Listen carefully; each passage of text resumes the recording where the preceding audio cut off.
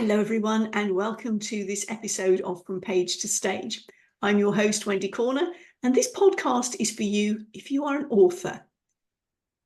If you're somebody who's got something published, now this may be a solo book, it may be a collaboration book, but I tell you what, if you're an entrepreneur, I bet you're an author as well, because you'll have either a blog or a socials for at least.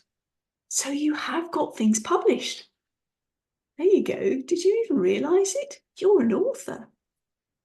Some people have also done the stage bit. They've got the page, they've done the stage. Now, again, I'm going to expand your horizons on this one. Stage is not simply a raised platform with a microphone in your hand. This is a stage. I have the joy and pleasure of introducing to you Catharine O'Leary, who's coming on our From Page to Stage podcast. So, welcome to you, audience, and very, very special welcome to Catharine O'Leary.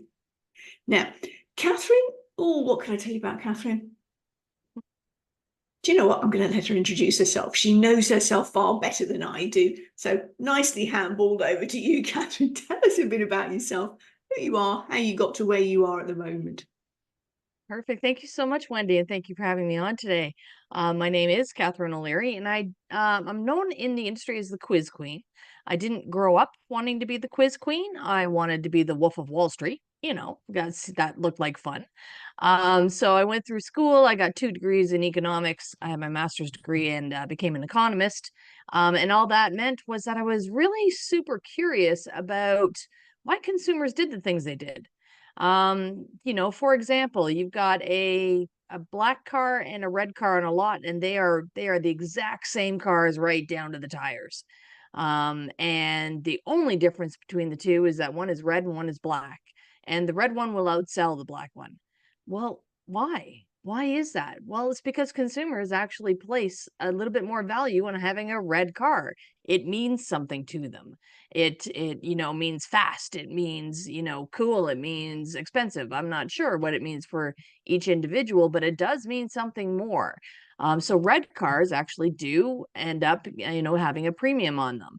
And so what I did in corporate, was really help corporations understand that value equation. So what were consumers looking for, or needing, or what were they challenged with? And asking those questions and then helping corporations like Pepsi and HP and Apple really understand what that meant for product innovation, for marketing messaging, and for sales. And that was great. That was a 30-year career. I was always in that market research and consumer insight side of things. When I started my own business, I wasn't quite sure how to, put the puzzle pieces together. So I started in network marketing and direct sales. Great people, great products, great events, and I learned really quickly that I could generate a lot of leads. And I learned really quickly that they were not quality leads. They were awful. There was, paid advertising that was throwing money at the wall that never stuck. There were hours and hours on the phone, with sales calls that weren't really sales calls. They were like, let's face it, they were me trying to convince people to do personal development of all things. Right. You're doing something wrong when you're trying to convince people to do personal development. So, like all kind of new entrepreneurs, I came to that point where I'm hiding under the covers. And like the decision had to be made, go back to corporate, which for me meant a 3-hour commute daily, or figure this out. And, it didn't, I don't know, Wendy, it didn't take me long to figure out that there are not enough podcasts and audiobooks in the world to get me back in the car for 3 hours a day.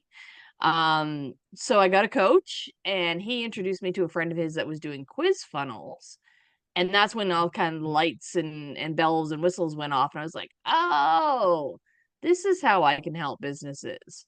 This is how I can, make my mark and create a legacy to help entrepreneurs get closer relationships and understand their ideal clients better is through asking questions. And what better way to do that than through a quiz to start with? So I started with that. I created a quiz for my own business, and I tripled my leads and I doubled my sales. Figured, okay, sample size of one does not make a trend. So I volunteered, or I collaborated with a few friends and made them quizzes, and they got the similar results. And I was like, I'm not looking back from here. And I created a small business that did quizzes for clients to help with client acquisition. I call it, ditching lead generation and switching to client attraction. And now what I've done is actually pushed even further than that into really making sure that businesses, whether solopreneur, small business, medium businesses, have the tools and techniques that they need to really understand their ideal client. So I'm happy to say that as of today, even like you are the first audience to hear this, the client Exclusive. intelligence. I know. Dun, dun, dun, dun. The Client Intelligence Agency is open, and that is a community where you can, there are some tools for you to understand and research your ideal client. And those tools are free. And it's a place to go and to really dig deep into what your ideal client needs, wants, and desires, the same way I used to for corporate. And then, a place to chat about how you utilize that information to, for your messaging, for your offers, for, maybe improving your offers, for, building those long-term relationships that build lifetime value. Yeah. Oh, fabulous. It's kind of opening up your ideal client's head, isn't it? Having a rummage in there and seeing what comes up.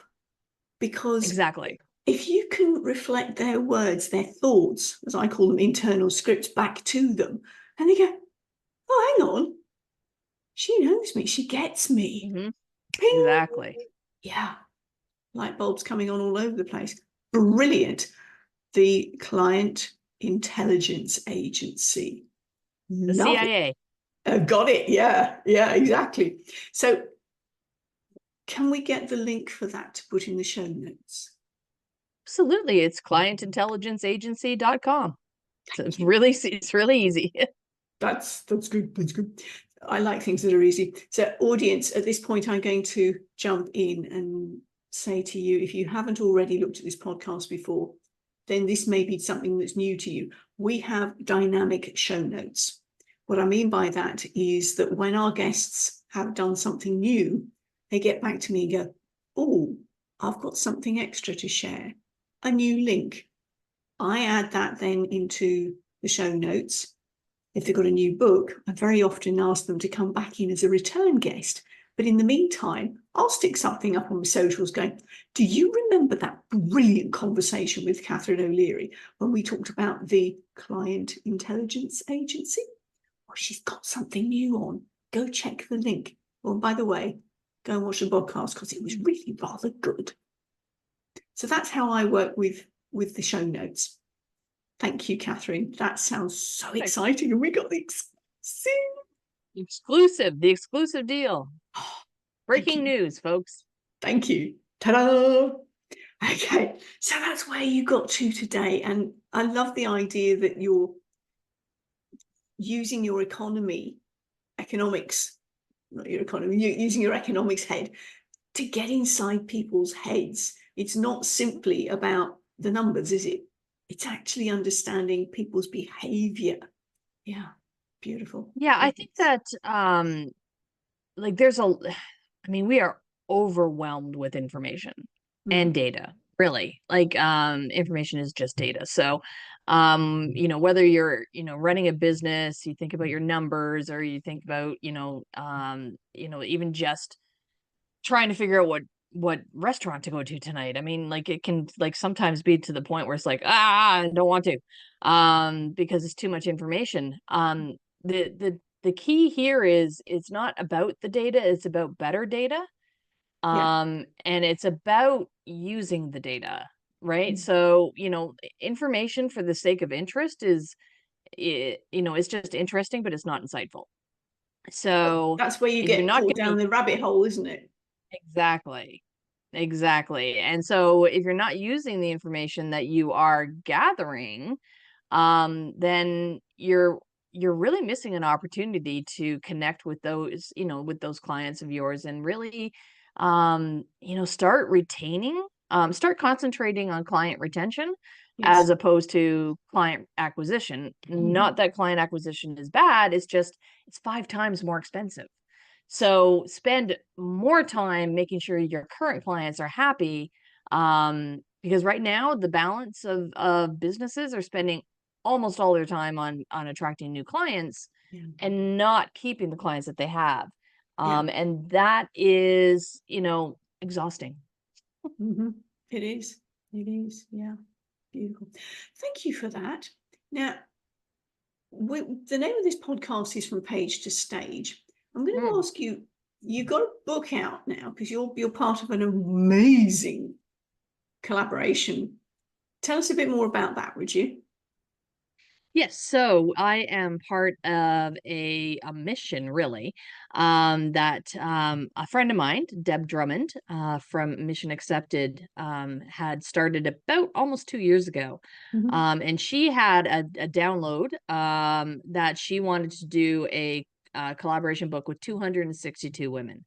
And it was not just the book, but she also created a summit series Mhm. pre-launch of the book. So there's a year-long, a monthly summit series where women could come in and talk and empower each other. And then post-launch, there's been book launches, and there's another 2 years of monthly summits scheduled as well. Mm. So Are this is like a those virtual real. summits or those in-person summits? Those are right now they're virtual, but knowing Deb, who knows, right? Like it could go anywhere. I mean, we didn't start off thinking that we were going to be in the swag bag for the Emmys and the Oscars, and now we are.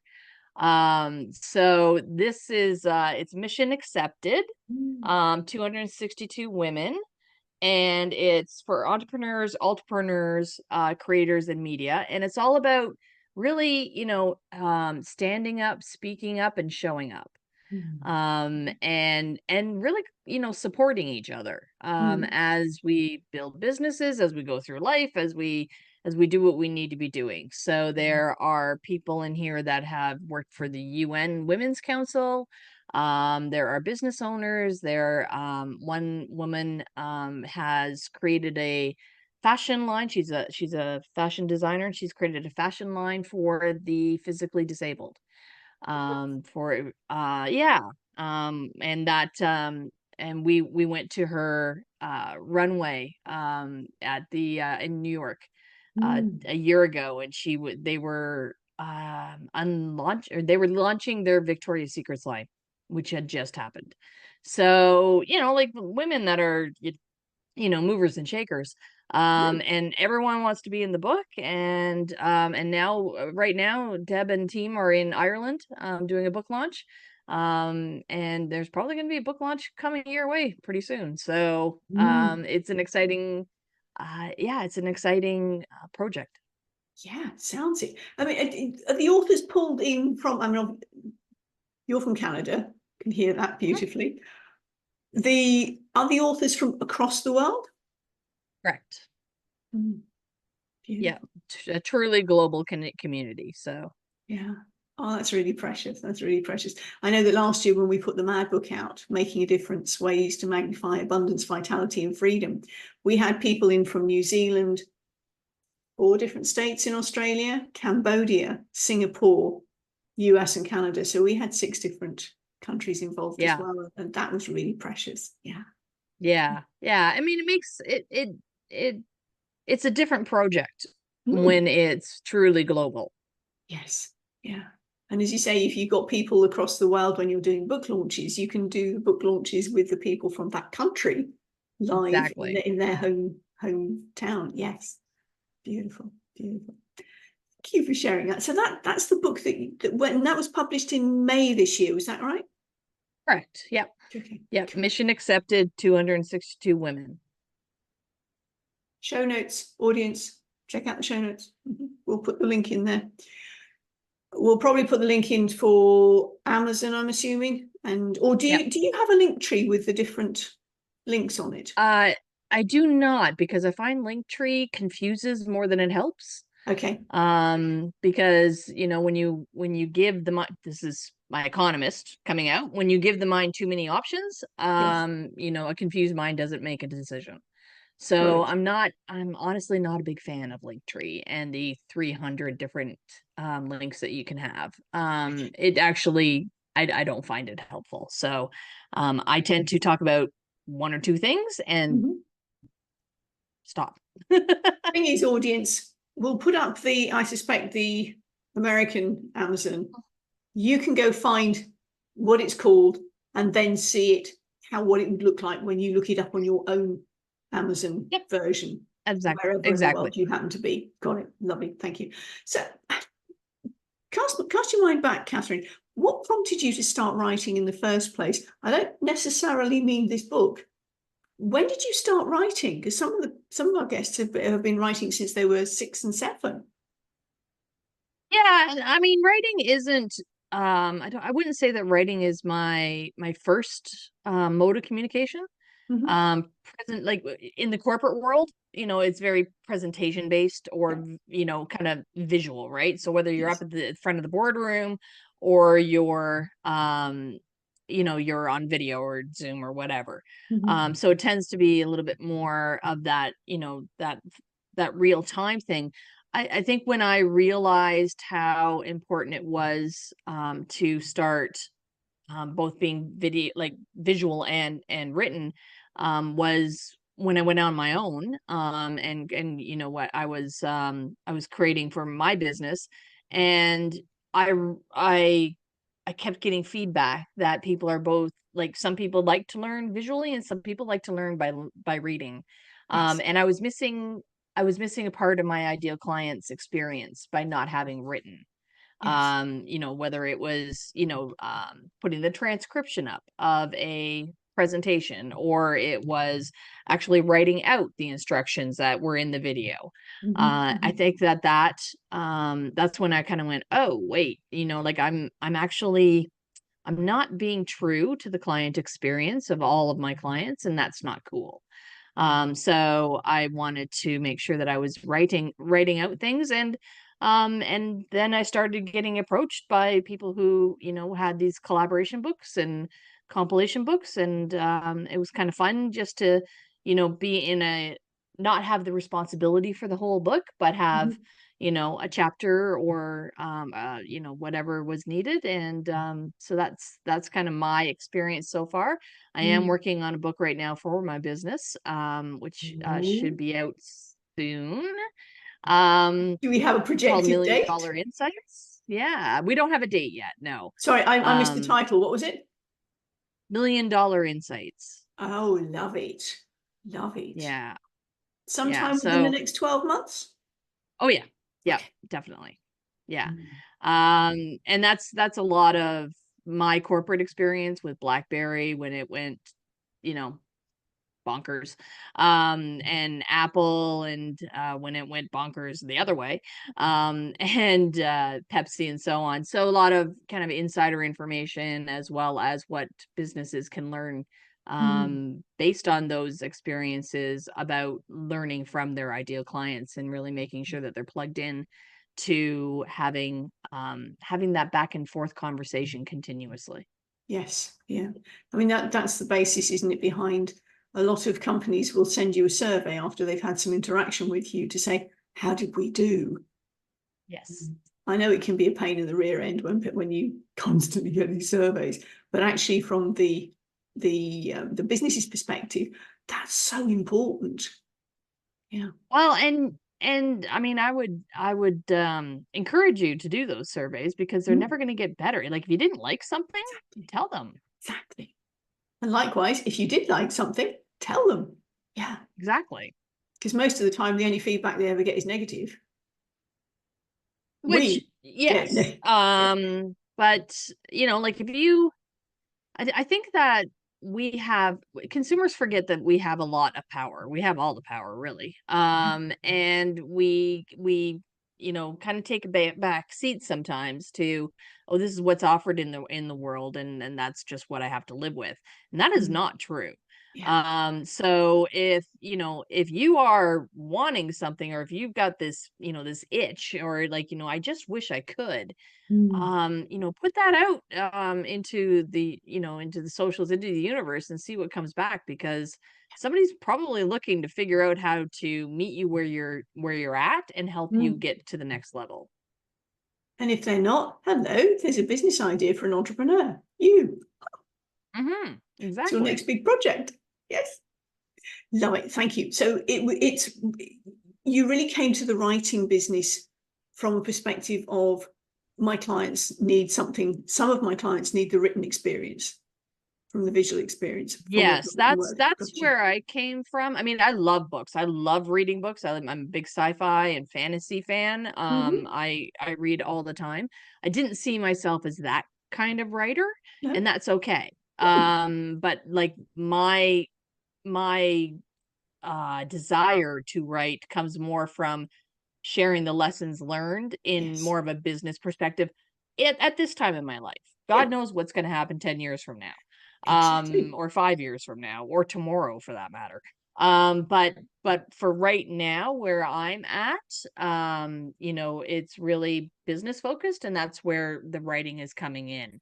Again, as a creative, I don't see, this is the other thing. I don't talk about myself as a creative person, even though because I'm very analytical, and what I'm learning is that the analytical is actually creative, and it's all one thing anyway. So, with age comes wisdom, I guess.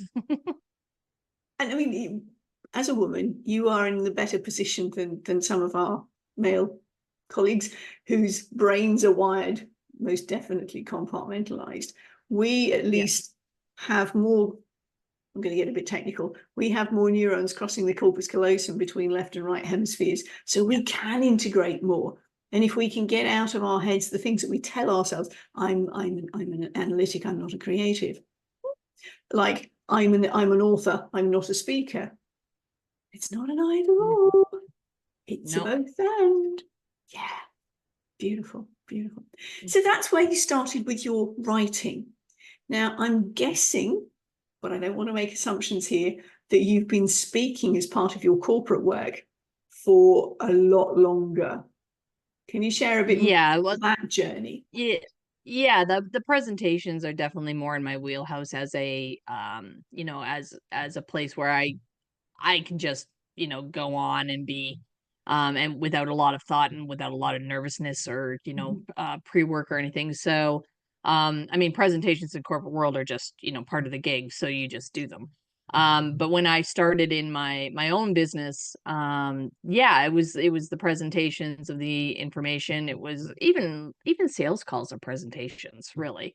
Yes, no wonder. Yeah. And then when I got into more of the quizzes, I wanted to speak one to many, and that tended to be on summits, or Mm.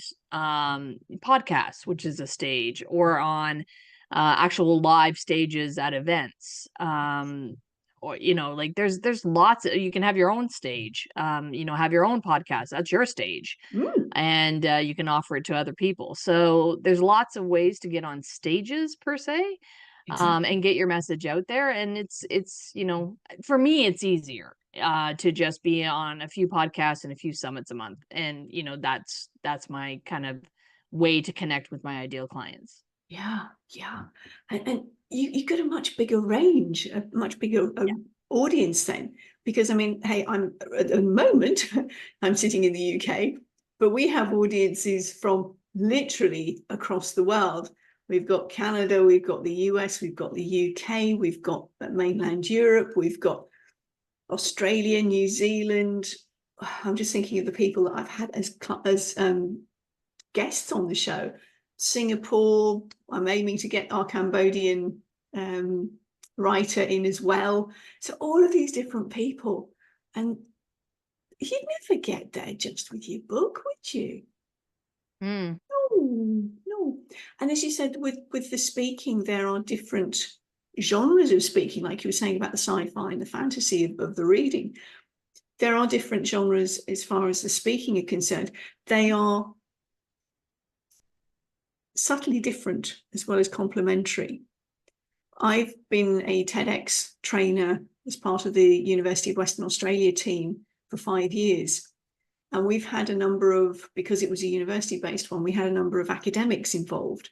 And I had one of them who said, "Wendy, I've been lecturing for 25 years. I know how to speak." I said, "You do, with a podium and a microphone and slides behind you and a captive audience in front of you that have to listen to you because you're going to assess them.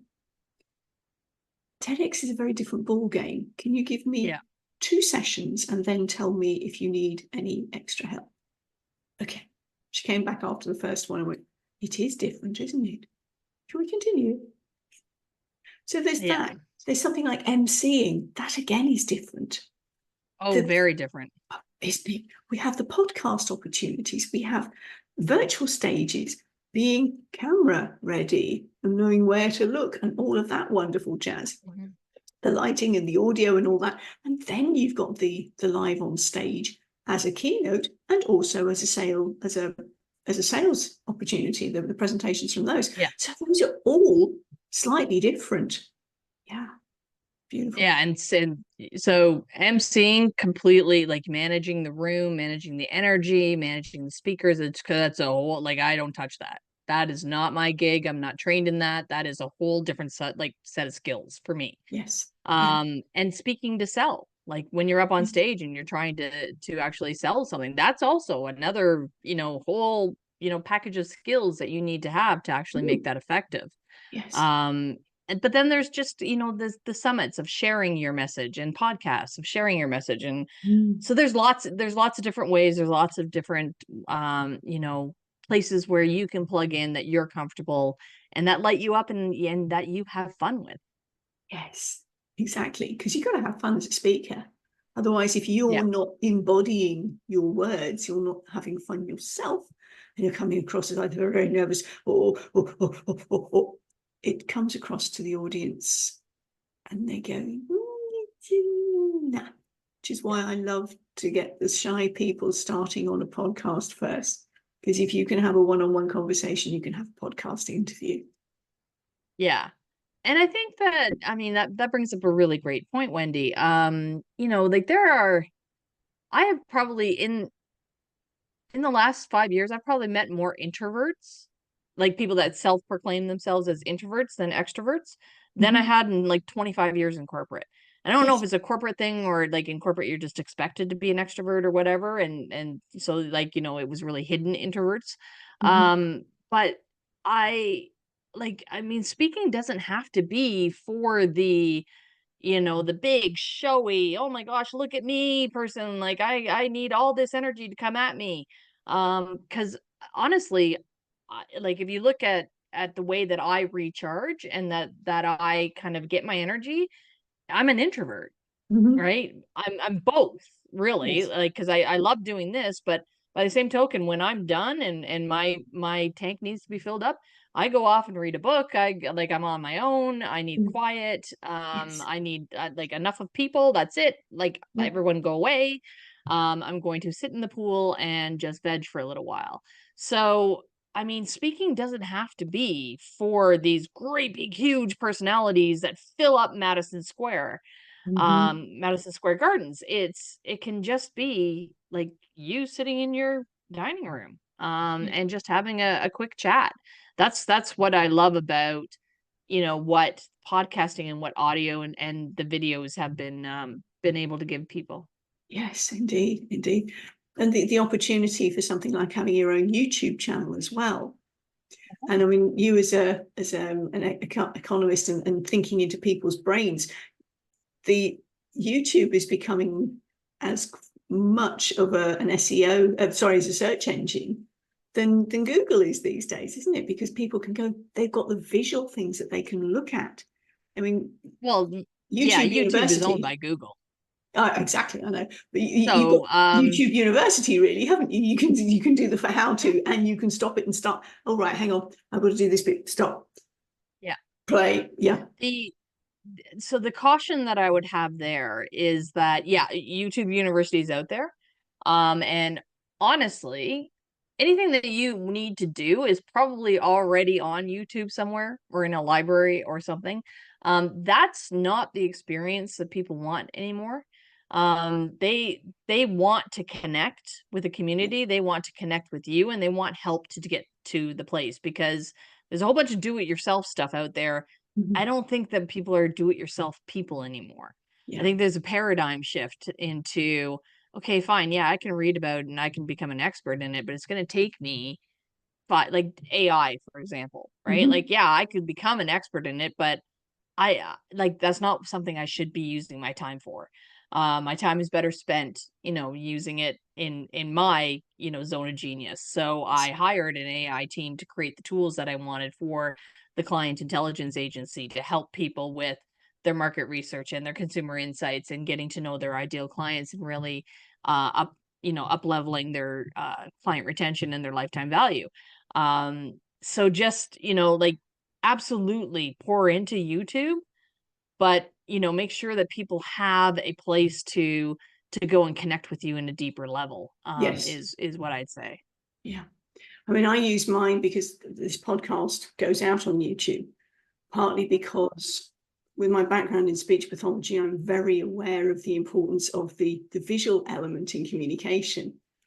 And again, going back to the TEDx reference, we had a speaker a couple of years ago who his talk was about who has the disability here. He stood up on his first run through and said, I've got a cochlear implant. I'm profoundly deaf.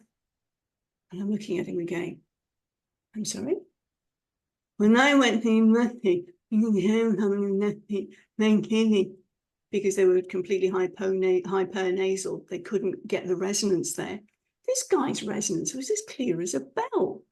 So as soon as we'd finished the evening, I went, here, come here, sunshine. I want to talk to you, not just from your speaker's perspective, but your background. So one of the things that he was saying was that even with a cochlear implant, he gets this buzz in his brain, but he still has to make sense of the noise, and most of Yeah. that is done by lip reading. So you can imagine that during the masking era of COVID, Oh, yeah. he went into shutdown. A lot of people did, but he really went into shutdown because he Yeah. couldn't understand what people were saying. Yeah. So yeah, that's why it will forever be visual first and foremost in video form. Down the track, we may well put it onto Spotify and Apple and other audio platforms, but for now, it's definitely staying on the YouTube. Smart way to go. Yeah. Yeah, yeah, beautiful. Okay, so we've worked out what prompted you to start writing. We've talked a Mhm. bit about your speaking journey. You said what you have got out already. Was the 262 Women, was that your first published work, as in book? No, I had been in another collaboration book called Game Changers, with another business group of and this was men and women. But yeah, I mean, that was 262 is the largest kind of movement, if you will. Mm, The summits, the speaking, the mm, book launches, it goes well beyond just, today can we get on Amazon's, bestseller list, or yes, number one best-selling, yeah, which we did do in multiple countries, but that was like, yeah, we're gonna do that because we're on our way to doing so much more. yes. As you say, it's way more than the whole kit and caboodle. So that was the one for today, and we're saying that in the next 12 months, your solo book Yes. comes out. Right. Loving the sound of that one. Please do give us plenty of warning and we'll have you back on to talk about that one. I would love to. Exciting, exciting. So tell me, how do you then embody your words when you take them from page to stage? Oh, that's a great question. I think I think regardless of whether it's page or stage, it has to be coming from like your mission, your purpose, your why. If you're speaking about business, if you're speaking about, a charity, if you're speaking about a movement, whatever it is, If you're trying to be salesy or markety, or, like you're trying to put on some sort of performance, unless you're a really good actor or actress, I think that, like, leave that to them. Yeah. And if you're speaking from your heart and you're speaking from a place that you truly believe that you are here to serve, and this is your mission and this is what you're trying to help with, honestly, I don't know the words actually matter at that point in time. It's Mhm. really the and whether you're on page or stage, it's really the intent behind the words, that I think matters more. And that's why I think if the intent is there, it's very easy to take page to stage, Yeah. because the intent doesn't change. Yeah. I mean, the thing is, your words have power regardless of whether they're on the page or coming out of Or your the mouth. stage. Yeah. I'm reminded of that wonderful quote by Maya Angelou. People will forget what you've said, they'll forget what you've done, but they'll never forget the way you made them feel. So as you say, it's Exactly. that intention, it's that bringing them along the journey. And that is Yeah. done at an unconscious level, not Yeah. always a And subconscious level. whether you're an extrovert or an introvert, I have seen introverts that are really super passionate about what they're talking Yes. about explode on stage. Like, all of a sudden they are the biggest entertainer showman on the planet. Like Tony Robbins is a self-proclaimed, like, introvert. So is Russell Brunson. Like, these are big personalities on stage because they're talking about what they love. So if you're Yes. talking about what you love, it really doesn't matter, Mm.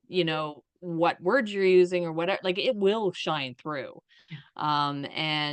And you will capture attention. Yeah.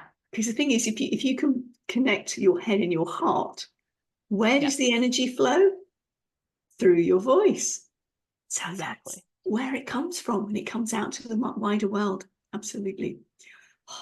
I did not know that Tony Robbins would have classed himself as an introvert. You know what? That came out of my mouth, and now I'm not sure if there's a fact checker out there. Call me on it if that's not true. But a lot of people that are on big stages, Yeah. even a lot of like musical acts, Mm. they, like, these, selling out these great big huge stadiums. A lot of them are very very shy, Yes. and very introverted. So I may not be right on Tony Robbins. I will claim that. I will call that one back. Caveat. If Caveat. that's, Yeah. my bad if that's true, but you know, the example stands. Yes, absolutely. Because the thing is, I mean, you've described and how I feel. I'm what I class as an ambivert. I Yeah. love to spend time with people, but like you, I get all peopled out. And you go, Yes. close the door. I need time out. So Yep. yes, yeah. But as you said, when you're passionate, it shows. And it shows in not just when you're on stage, that passion, that mission happens wherever you are, in the queue at the grocery store. So that Yeah. should somebody actually run into you and they've seen you on a podcast or they've seen you on a TV show and you're exactly the same, then credibility goes, because how many of us run into people who are not the same off stage as they are on? Well, that's where the showmanship comes in. That's where the Yeah. salesy kind of markety Mm. comes in, and that's when people disconnect, right? Yeah. Like, oh, you're showing me one thing and now you're another. Yes. That's a bait and switch, and people don't, especially now, people are cynical Yeah. for that. And they really, they want people, from in a business world, people buy from people. Yes. So, like, be a person. Like, it sounds so easy. Be a person. Like, Yes. Be you you. know, You do you. Mm. yeah, you do you, boo. Definitely. Definitely. As we're winding up, is there anything we've missed off? Any final words you'd like to share with us? Think just really the importance of understanding your ideal clients. So ask questions, but go further than that. Don't just ask questions for the sake of asking. Ask questions with an intention to do something with that information, to learn from it, to innovate from it, to to make changes based on it, because that will go a long way with your audience if they know that the feedback that they're giving you is being received and acted upon.